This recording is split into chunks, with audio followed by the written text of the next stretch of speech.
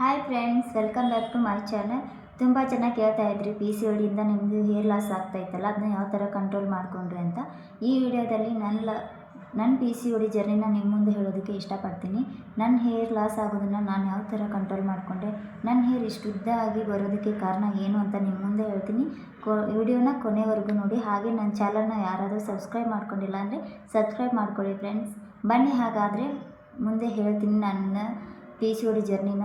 ನಾನಂತೂ ಮೊದಲು ತುಂಬ ಹೇರ್ ಫಾಲ್ ಆಗ್ತಿತ್ತು. ಮನೆಯಲ್ಲೆಲ್ಲ ಬೈತಾಯಿದ್ರು, ಕೂಲ್ ಕಟ್ ಮಾಡಿಸಿ ಯಾವ ಥರ ಆಗಿದೆ ನೋಡು ನಿನ್ನ ಹೇರ್ಸ್ ಅಂತ.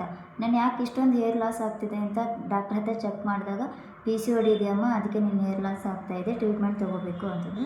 ನನಗಂತೂ ಟ್ಯಾಬ್ಲೆಟ್ಸ್ ಅಂದರೆ ಇಷ್ಟನೇ ಆಗಲ್ಲ, ಟ್ಯಾಬ್ಲೆಟ್ಸ್ ತೊಗೊಳೋದಕ್ಕೆ. ಅದಕ್ಕೆ ನಾನು ಯಾವ ಟ್ಯಾಬ್ಲೆಟ್ಸನ್ನು ತೊಗೊಳ್ಳಿಲ್ಲ. ನಾನು ಪಿ ಸಿ ಒಡಿ ರಿವರ್ಸ್ ಮಾಡ್ಬೋದಲ್ಲ ಅಂತ ಡಾಕ್ಟ್ರನ್ನ ಕೇಳಿದಾಗ 100% ಪಿ ಸಿ ಒಡಿನ ನಾವು ಟ್ಯಾಬ್ಲೆಟ್ಸ್ ಇಲ್ಲಾರ್ದೇ ರಿವರ್ಸ್ ಮಾಡ್ಬೋದು.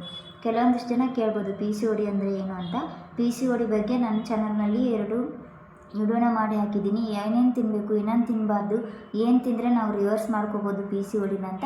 ನೋಡಿಲ್ಲ ಅಂದರೆ ಹೋಗಿ ಆ ವಿಡಿಯೋನ ಚೆಕ್ ಮಾಡ್ಕೋಬೋದು.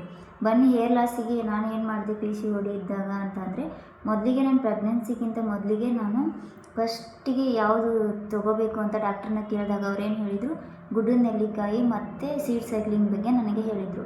ಗುಡ್ಡದ ನೆಲ್ಲಿಕಾಯಿ ಯಾವ ಥರ ಅಂತಂದರೆ, ವಾರದಲ್ಲಿ 2 ಸಾರಿ ಅದನ್ನು ಜ್ಯೂಸ್ ಮಾಡ್ಕೊಂಡು ಕುಡಿಯೋಕ್ಕೆ ಹೇಳಿದರು. ಗುಡ್ಡದ ನೆಲ್ಲಿಕಾಯಿನ ನಾನು ಜ್ಯೂಸೇನೋ ಅಷ್ಟು ಸರಿ ಆಗೋಲ್ಲ ಅಂತ ಡೈಲಿ ನಾನು ಉಪ್ಪಲ್ಲಿ ಹಾಕ್ಕೊಂಡು ಹಾಗೆ ತಿಂತಿದ್ದೆ ಗುಡ್ಡದ ನೆಲ್ಲಿಕಾಯಿನ.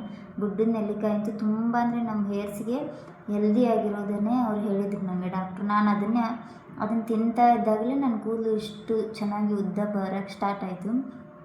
ನನ್ನ ಫ್ರೆಂಡ್ಸ್ ಎಲ್ಲ ಕೇಳೋರು, ಏನು ಹಚ್ಕೋತೀಯ, ಏನು ತಿಂತೀಯ ಅಂತ. ಅದೇ ನಾನು ಇವತ್ತು ಹೇಳ್ತಾ ಇದ್ದೀನಿ, ಗುಡ್ಡದ ನೆಲ್ಲಿಕಾಯನ್ನೇ ನಾನು ಯೂಸ್ ಮಾಡಿರೋದು. ನೆಕ್ಸ್ಟ್ ಬಂದುಬಿಟ್ಟು ರೋಸ್ಮರಿ ಆಯಿಲ್ನ ಯಾವ ಥರ ಅಂದರೆ, ವಾರದಲ್ಲಿ 2 ಸಲ ರೋಸ್ಮರಿ ಆಯಿಲ್ನ ಅಪ್ಲೈ ಮಾಡ್ಕೋಬೇಕು. ಓಕೆ, ಅಪ್ಲೈ ಮಾಡಿಬಿಟ್ಟು 2 ಅವರ್ಸ್ ಬಿಟ್ಟು ತಲೆ ಸ್ನಾನನ ಮಾಡಬೇಕು.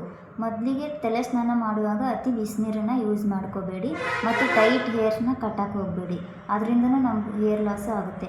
ಇನ್ನೊಂದು ಮೇಯ್ನಾಗಿ ಏನಂದರೆ, ನಮ್ಮ ಲೈಫ್ ಸ್ಟೈಲ್ನ ನಾವು ಚೇಂಜ್ ಮಾಡಬೇಕು. ಯಾವ ಥರ ಲೈಫ್ ಸ್ಟೈಲ್ನ ನಾನು ಯಾವ ಥರ ಲೈಫ್ ಸ್ಟೈಲ್ ಚೇಂಜ್ ಮಾಡ್ಕೊಂಡೆ ಅಂದರೆ, ಮೊದಲಿಗೆ ಹೊರಗಿನ ಫುಡ್ಸ್ನ ತುಂಬ ಜಾಸ್ತಿ ತಿಂತಿದ್ದೆ ಗೈಸ್. ಏನು ಹೇಳಬೇಕಂದ್ರೆ, ಹೊರಗೆ ಹೋದಾಗ ನಮ್ಮ ಯಜಮಾನ್ರ ಜೊತೆಗೆ ಗೋಬಿ ಮಂಚೂರಿ, ಎಗ್ ರೈಸು, ಬರೀ ಇದೇ ಥರನೇ ನಾನು ತಿಂತಾ ಇರೋದು. ಅವಾಗ ಅನ್ನಿಸ್ತು, ಡಾಕ್ಟ್ರ್ ಹೇಳಿದಾಗ ರಿವರ್ಸ್ ಮಾಡಿಕೊಳ್ಳೇಬೇಕು, ಪ್ರೆಗ್ನೆನ್ಸಿಗೂ ಸ್ವಲ್ಪ ತೊಂದರೆ ಆಗುತ್ತೆ ಅಂತ ಹೇಳಿದರು.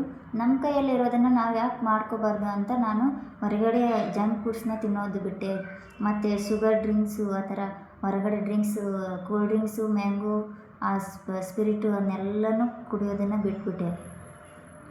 ಪಿ ಸಿ ಒಡಿ ಬಗ್ಗೆ ನಿಮಗಿನ್ನೂ ಏನಾದರೂ ಕ್ಲಿಯರಾಗಿ ನನಗೆ ಈ ಥರ ಪ್ರಾಬ್ಲಮ್ಸ್ ಇದೆ ಅಕ್ಕ ಅಂತ ಯಾರಿಗಾರು ಪಿ ಸಿ ಒಡಿ ಪ್ರಾಬ್ಲಮ್ಸ್ ಇದ್ದರೆ ನನ್ನ ಮುಂದೆ ಹೇಳ್ಕೊಬೋದು. ನಾನು ಏನೇನು ನನ್ನ ಪಿ ಸಿ ಒಡಿ ಜರ್ನಿನ ನಿಮ್ಮ ಮುಂದೆ ಹೇಳ್ಕೊಂಡಿದ್ದೀನಲ್ವ, ನೀವು ಕಮೆಂಟ್ ಮಾಡಿ ನನಗೆ ತಿಳಿಸಿ. ನಿಮ್ಗೇನಾದ್ರು ಪ್ರಾಬ್ಲಮ್ಸ್ ಇದ್ದರೆ ನಾನು ಹೆಲ್ಪ್ ಮಾಡ್ತೀನಿ. ನಾನು ನರ್ಸಿಂಗ್ ಮಾಡೋದ್ರಿಂದ ನನಗೆ ಎಷ್ಟು ತಿಳಿಯುತ್ತೋ ಅಷ್ಟು ನಿಮ್ಮ ಮುಂದೆನೇ ಹೇಳೋಕ್ಕೆ ಇಷ್ಟಪಡ್ತೀನಿ. ಈ ವಿಡಿಯೋ ನಿಮಗೆ ಯೂಸ್ಫುಲ್ ಆಗಿದ್ದರೆ, ಈ ವಿಡಿಯೋ ನಿಮಗೆ ಯೂಸ್ ಅನಿಸಿದರೆ ದಯವಿಟ್ಟು ಒಂದು ಕಮೆಂಟು, ಒಂದು ಲೈಕ್ ಮಾಡೋದನ್ನು ಮರಿಬೇಡಿ. ಹಾಗೆ ನನ್ನ ವಿಡಿಯೋನ ಸಬ್ಸ್ಕ್ರೈಬ್ ಮಾಡ್ಕೊಳ್ಳಿ. ನೆಕ್ಸ್ಟ್ ನಿಮಗೆ ಏನು ಪ್ರಾಬ್ಲಮ್ ಇದೆ ಅಂತ ಕಮೆಂಟ್ ಮಾಡಿ, ನಾನು ಅದೇ ಪ್ರಾಬ್ಲಮ್ಸ್ ಮೇಲೆ ನಿಮಗೆ ವಿಡಿಯೋ ಮಾಡಿ ಹಾಕ್ತೀನಿ. ನೆಕ್ಸ್ಟು ವೆಯ್ಟ್ ಲಾಸ್ ಬಗ್ಗೆ ಹೇಳ್ತೀನಿ ಫ್ರೆಂಡ್ಸ್. ನಿಮಗೆ ವೆಯ್ಟ್ ಲಾಸ್ ಬಗ್ಗೆ ವಿಡಿಯೋ ಬೇಕು ಅಂತಂದರೆ ವೆಯ್ಟ್ ಲಾಸ್ ಅಂತ ಕಮೆಂಟ್ ಮಾಡಿ. ನೆಕ್ಸ್ಟ್ ವಿಡಿಯೋದಲ್ಲಿ ಸಿಗ್ತೀನಿ. ಬಾಯ್.